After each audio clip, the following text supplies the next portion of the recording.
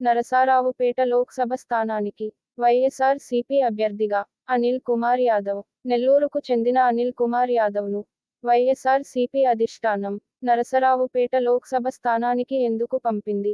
చాలా మంది మెదళ్లను తొలుస్తున్న ప్రశ్న ఇది. సీఎం వైఎస్ జగన్కు అనిల్ కుమార్ యాదవ్ అత్యంత విశ్వాసపాత్రుడు.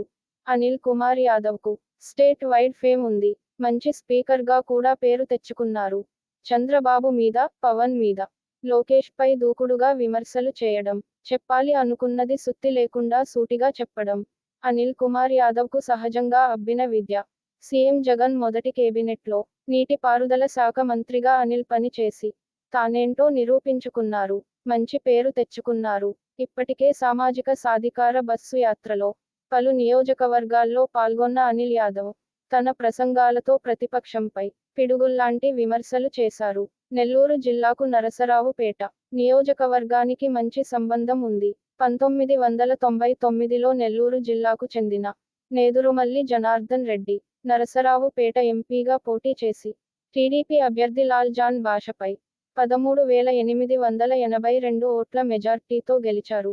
2004లో నెల్లూరు జిల్లాకు చెందిన మేకపాటి రాజమోహన్ రెడ్డి నరసరావుపేట ఎంపీ స్థానం నుంచి పోటీ చేసి టీడీపీ అభ్యర్థి మద్ది లక్ష్మయ్యపై 86,255 ఓట్ల మెజార్టీతో గెలిచారు.